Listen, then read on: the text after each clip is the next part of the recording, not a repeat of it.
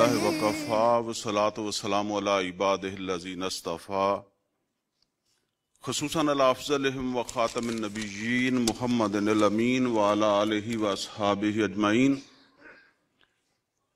قال اللہ عز وجل فی کتابہ الکریم اعوذ باللہ من الشیطان الرجیم بسم اللہ الرحمن الرحیم. هو الذی بعث فی الامیین رسولا منہم یتلو علیہم آیاتہ ویزکیہم ویعلمہم الکتاب والحکمہ وإن كانوا من قبل لفی ضلال مبین. وقال تبارک وتعالی ادعو الی سبیل ربک بالحکمۃ والموعظۃ الحسنہ وجادلہم باللتی ہی احسن. صدق اللہ العلی العظیم.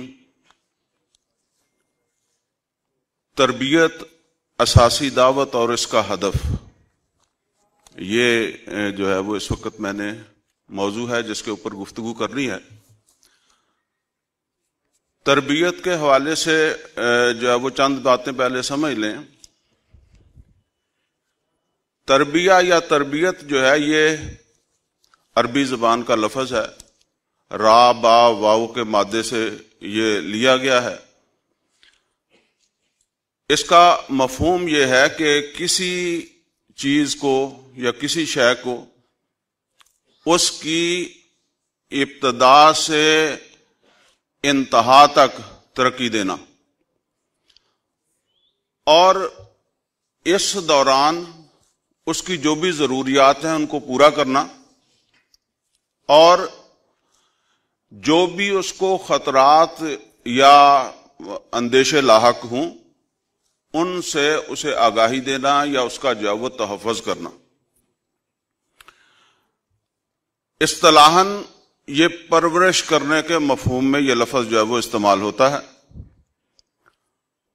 اور مطلب اس کا یہ ہے کہ کسی بھی چیز کے اندر جو فطری استعداد، صلاحیت، قابلیت اللہ تعالیٰ نے جو ہے وہ رکھ دی ہے، اس اہلیت، قابلیت، صلاحیت یا استعداد کی پرورش کرنا، اور اس کو اس طرح کمال تک جو ہے وہ پہنچا دینا کہ وہ چیز جو ہے نا وہ اپنی اصلی شکل کے اندر جو ہے وہ ظاہر ہو جائے. تیسری چیز اس حوالے سے یہ سمجھ لیں کہ علم محض جو ہے یہ تو معلومات کا خزانہ ہے، لیکن عمل، استقلال، خود اعتمادی اور خود اختیاری، یہ وہ چیزیں ہیں جو تربیت ہی سے جو ہے وہ انسان کے اندر پیدا ہوتی ہیں.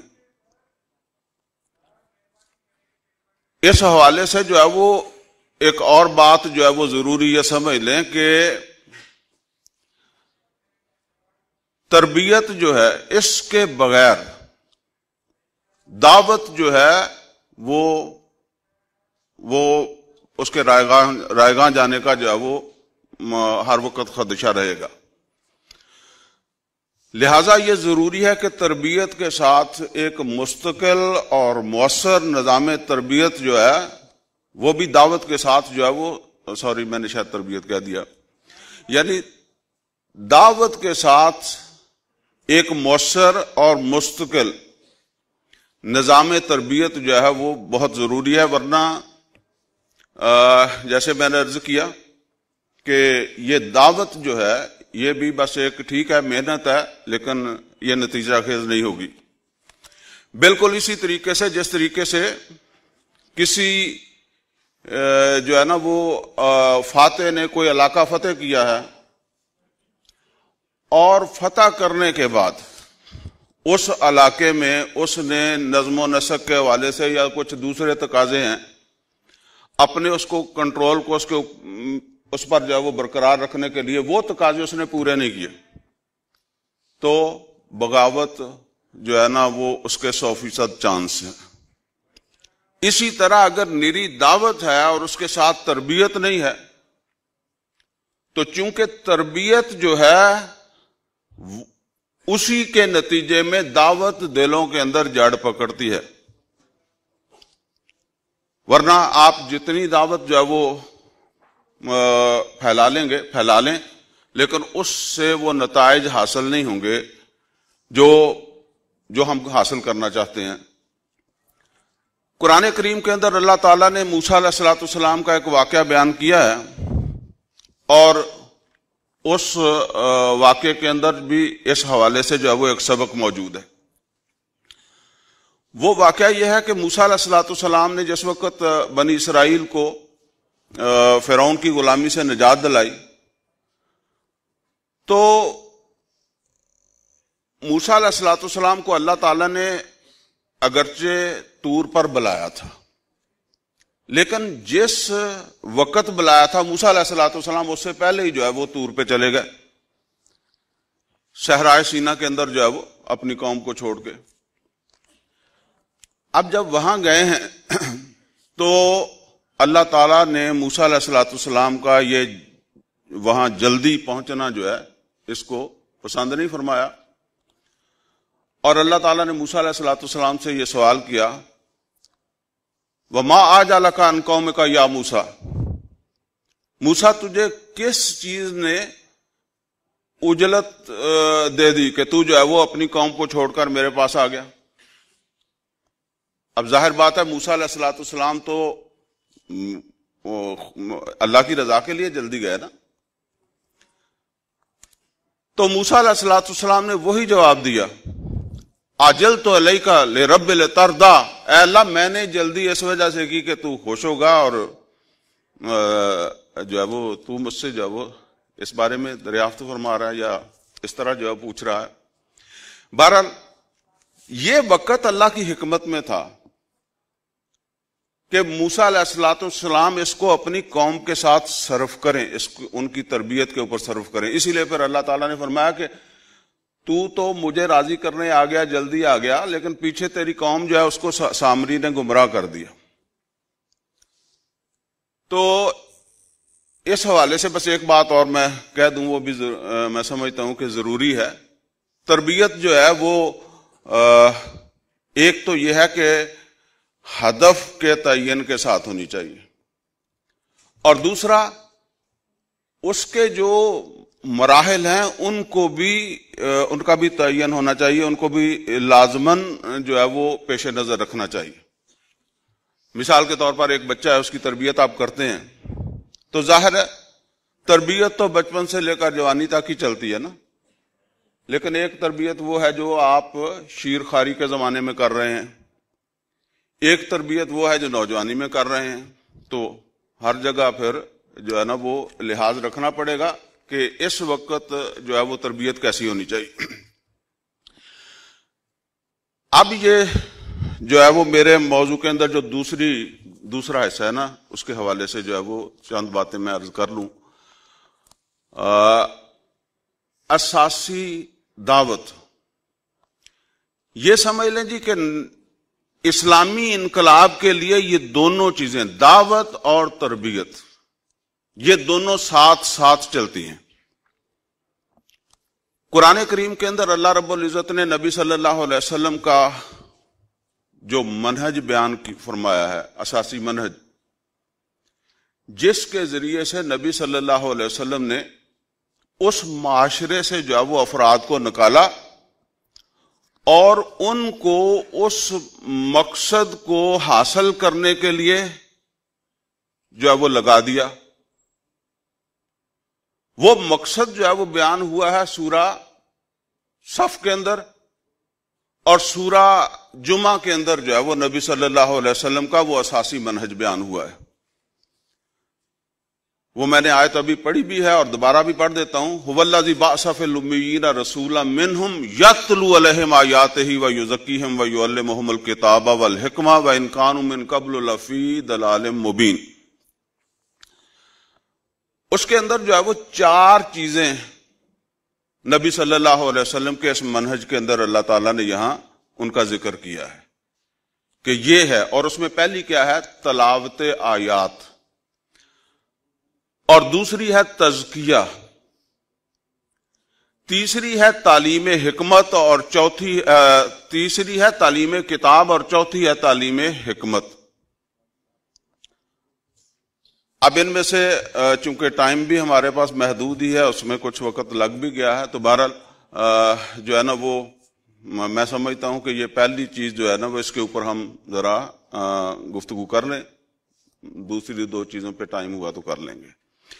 یہ تعلیم کتاب یا تعلیم جو ہے وہ تعلیم آیات،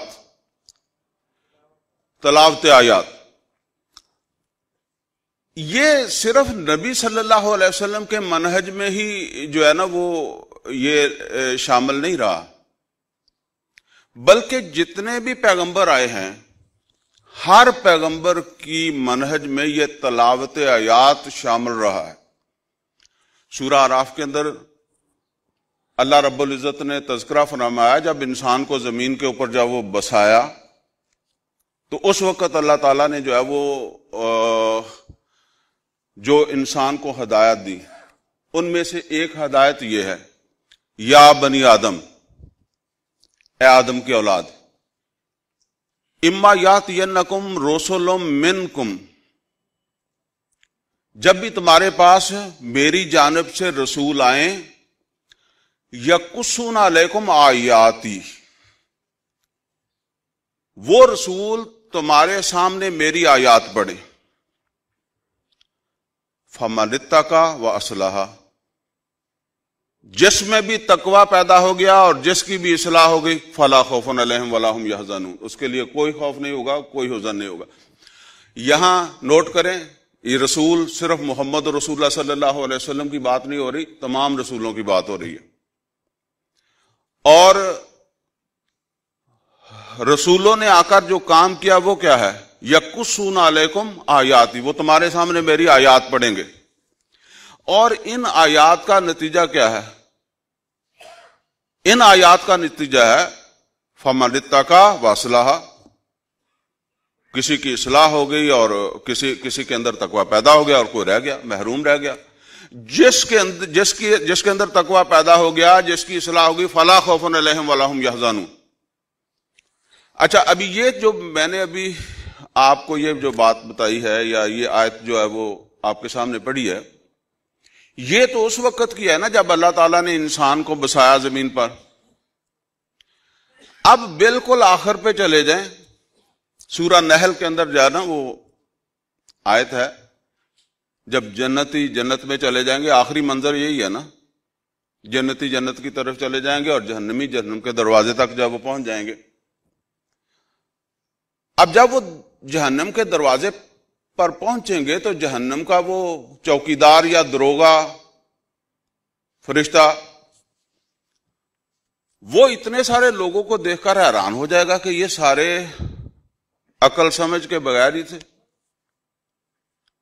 وہ ان سے ایک سوال کرے گا، اور وہ سوال کیا ہے؟ الم یاتکم رسل منکم، کیا تمہارے پاس تمہیں میں سے رسول نہیں آئے تھے؟ یتلون علیکم آیات ربکم، جنہوں نے تمہارے سامنے تمہارے رب کی آیات نہ پڑھی ہوں۔ یہاں بھی وہ رسولوں جمع میں بات کر رہا ہے کہ ایسے کیونکہ جہنم کے دروازے پر جانے والے صرف حامی میں سے نہیں ہوں گے، وہ تو شروع سے لے کر جاؤ آخر تک جو بھی دنیا کے اندر انسان آئے نا، ان میں سے ہوں گے نا۔ تو رسول آتے رہے تو وہ ان سے کہے گا کہ کیا تمہارے پاس رسول نہیں آئے تھے جنہوں نے تمہارے سامنے جاؤ اللہ کی آیات پڑھی ہوں؟ وَيُنذِرُونَكُمْ لِقَاءَ يَوْمِكُمْ هَذَا، اور آج کے اس انجام سے تمہیں آگاہ نہ کیا ہو۔ تو جو ہے نا وہ اینڈ پر بھی یہی بات ہے کہ وہ آیات تم نے سنی تھی یا نہیں سنی تھی۔ اب دیکھیں، ویسے تو بہت ساری آیات ہیں نا، ایک تو آیت ہم میں سے یہاں سب کو آتی ہوگی، یا ایھا الرسول بلغ ما انزل الیک من ربک، اللہ تعالیٰ نے نبی صلی اللہ علیہ وسلم کو حکم دیا کہ جو ہم نے آپ پر نازل کیا ہے اس کا ابلاغ کر دیں، اس کی جو ہے وہ تبلیغ کر دیں۔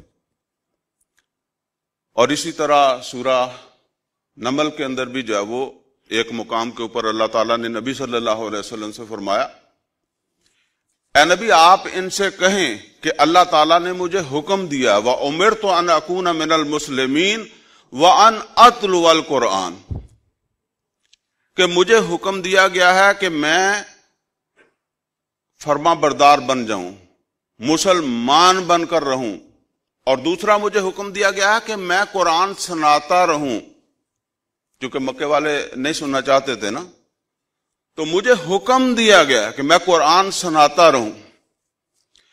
اب یہ سمجھ لیں جی، یہ میں نے جو ابھی تک گفتگو کی ہے، اس میں جو بات آپ سے کہنا چاہ رہا ہوں وہ یہ ہے کہ اگرچہ تمام انبیاء جو ہیں ان کی منہج میں اللہ تعالیٰ کی آیات کو ذریعہ بنایا گیا تبلیغ کا اور دعوت کا، اسی طریقے سے سیدنا محمد رسول اللہ صلی اللہ علیہ وسلم کی جو بھی دعوت ہے نا، کیونکہ دعوت کی بات کر رہے ہیں نا، دعوت کا مدار جو ہے نا وہ قرآن ہے، خواہ وہ دعوت ہو، تبلیغ ہو، انذار ہو، تبشیر ہو، تزکیہ ہو، یہ سارے کا سارا نبی کریم صلی اللہ علیہ وسلم نے قرآن حکیم کے ذریعے سے جو ہے وہ یہ فرمایا۔ اچھا، اب یہ جو نبی صلی اللہ علیہ وسلم نے عمل فرمایا ہے، یعنی یہ دعوت کا عمل قرآن کی بنیاد کے اوپر، اور یہ خود بخود اس کے اندر جو ہے وہ یہ بات موجود ہے کہ ہم نے اسی سے رہنمائی لینی ہے، ہم نے بھی اسی کو جو ہے نا وہ اپنا ذریعہ دعوت بنانا ہے۔ اب یہ دعوت جو ہے اس کی 3 جہتیں جو ہے نا وہ قرآن حکیم کے اندر اللہ تعالیٰ نے جو ہے وہ بیان فرمائی ہیں۔ فرمایا ادعو الی سبیل ربک بالحکمۃ والموعظۃ الحسنہ وجادلہم باللتی ہی احسن۔ 3 جہتیں، ایک ہے دعوت، یعنی یہ آیات جو سنانا ہے، یہ جو دعوت ہے حکمت کے ساتھ، اور دوسرا موعظہ حسنہ، اس کے ذریعے دعوت، اور تیسرا احسن مجادلے کے ذریعے سے دعوت۔ اب یہ جو حکمت ہے نا، بلکہ یہ جو پروسیس ہے، اس میں یوں سمجھ لیں کہ ہر معاشرے کے اندر جو ہے نا وہ 3 طرح کے لوگ ہوتے ہیں۔ ایک وہ لوگ ہوتے ہیں کہ جو معاشرے کو لے کر چل رہے ہوتے ہیں۔ ہمارے محترم ڈاکٹر اسرار احمد صاحب فرمایا کرتے تھے کہ کسی معاشرے کے اندر جو ہے وہ اگر ذہین اقلیت جو ہے وہ کسی نظریے کو قبول نہیں کرتی، کسی دعوت کو قبول نہیں کرتی، تو باقی معاشرہ اگر اس دعوت کو قبول بھی کر لے یا بڑی تعداد میں قبول کر لے تو اس معاشرے میں انقلاب نہیں آتا۔ لہذا یہ جو ذہین اقلیت ہے، اس میں سے ایک معتدب تعداد جو ہے اس کا ایسی دعوت کو جو ہے وہ قبول کرنا جو ہے وہ ضروری ہے۔ اور یہ جو اقلیت ہے اس کی میں آپ کو ایسے ہی مثال دے دیتا ہوں، جس طرح ایک ریل گاڑی ہوتی ہے اور وہ 100-200 ڈبے جو ہیں ان کو لے کر جا رہی ہوتی ہے۔ اب اگر آپ ڈبوں کو پکڑ کر ریل کو روکنا چاہیں تو ڈبے تو شاید آپ 10-20 توڑ ہی لیں، لیکن وہ تو جائے گی۔ اگر انجن رک جائے گا تو گاڑی رک جائے گی۔ ان لوگوں کی حیثیت جو ہے نا وہ معاشرے میں یہ ہوتی ہے، اور یہ لوگ جو ہیں یہ عقل سے، منطق سے، دلیل سے بات جو ہے وہ مانتے ہیں، جذباتی نہیں ہوتے، اور آپ انہیں جہنم کے ڈراوے دیتے رہیں یا جنت کے لالچ دیتے رہیں یا دنیا کے اندر کوئی اونچ نیچ ہو جائے، ان کے اوپر اس بات کا کوئی اثر نہیں ہوتا۔ ان کی عقل سمجھ جو ہے اس میں بات آتی ہے تو پھر وہ اس کو جو ہے وہ اختیار کر لیتے ہیں۔ اب حکمت کا مطلب آپ نے جو ہے وہ سمجھا ہی ہوگا، دانائی.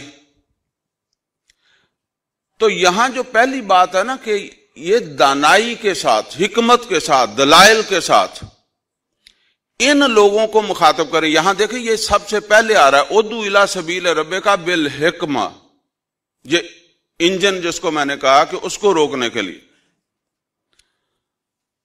حکمت کے ساتھ، دلائل کے ساتھ ان کے ساتھ جو ہے وہ بات کرے، جو ان کی عقل اور سمجھ کے اندر جو ہے وہ بات آئے، جو یہ تسلیم کریں کہ واقعی یہ بات جو ہے وہ حق ہے. باقی قرآن کریم کے اندر بھی اس کی مثالیں ہیں. اللہ تعالیٰ نے موسیٰ علیہ الصلوۃ والسلام سے فرمایا اذهب الی فرعون انہ طغی، اور محمد رسول اللہ صلی اللہ علیہ وسلم نے بھی جو زیادہ توجہ دی ہے وہ مکہ کے اندر ان لوگوں کے اوپر دی ہے. اگرچہ یہ بات جب محترم ڈاکٹر اسرار احمد صاحب جو ہے وہ کہا کرتے تھے تو اس وقت میں بھی ان لوگوں میں سے ہوں جس کو اچھی نہیں لگتی تھی، لیکن بہرحال وقت کے ساتھ مجھے سمجھ آ گئی. اور یہاں یہ بھی میں آپ کو بات بتا دوں کہ الحمدللہ تنظیم اسلامی کے پہلے ناظم اللہ جو ہے نا وہ میاں نعیم صاحب بھی بیٹھے ہوئے ہیں، وہ میری اس بات کی تصدیق بھی کر دیں گے انشاءاللہ. بہرحال یہ حکمت کے ساتھ ان کو جو ہے نا وہ مخاطب کرنا تاکہ وہ اس بات کو جو ہے وہ سمجھے. اب اس کے بعد دوسرا لیول ہے موعظہ حسنہ. قرآن کریم کے اندر یہ دونوں چیزیں آئی ہیں، وَأَنزَلَ اللَّهُ عَلَيْكَ الْكِتَابَ وَالْحِكْمَةَ، اسی طرح قرآن کو کہا گیا وَمَوْعِظَةً لِّلْمُتَّقِينَ.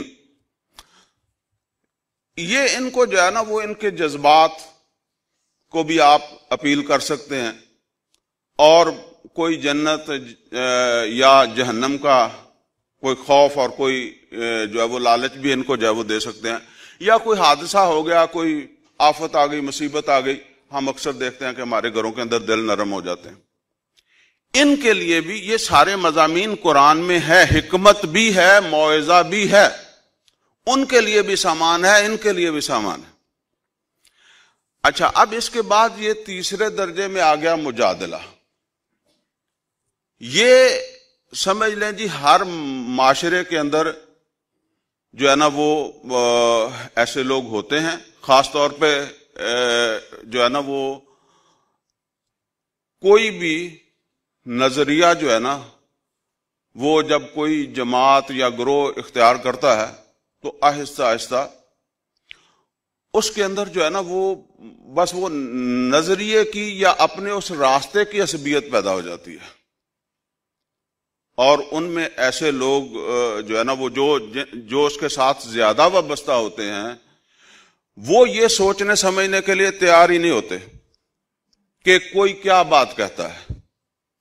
ان کے دل کے اندر یا ذہن کے اندر یہ بات بیٹھی ہوتی ہے کہ ہم نے یہی کرنا ہے، ہم نے اسی رستے کے اوپر چلنا ہے. یہ ہر جماعت اور جو ہے نا وہ ہر گروہ کے ساتھ یہ اس طرح کے حادثات جو ہے وہ ہو جاتے ہیں. جب ہم نئے نئے تنظیم اسلامی کے اندر آئے تھے نا تو اس وقت ہمیں یہ شکوہ ہوتا تھا کہ یہ فلاں جماعت ہے جی، ان کو 50 سال ہو گئے، یہ عادی ہو گئے اس رستے کے، یہ اب ہماری بات نہیں سنتے، اور ان کو اتنا عرصہ ہو گیا، ان کو اتنا عرصہ ہو گیا. ہم نئے نئے آئے تھے، اس لیے ہمیں وہ ان کے اندر یہ کمی نظر آتی تھی. اب ہمارے ساتھ وہی معاملہ ہوا، اور اب ہمیں ہماری سابقہ جماعت جو ہے وہ اسی مقام کے اوپر جو ہے وہ کھڑی نظر آتی ہے.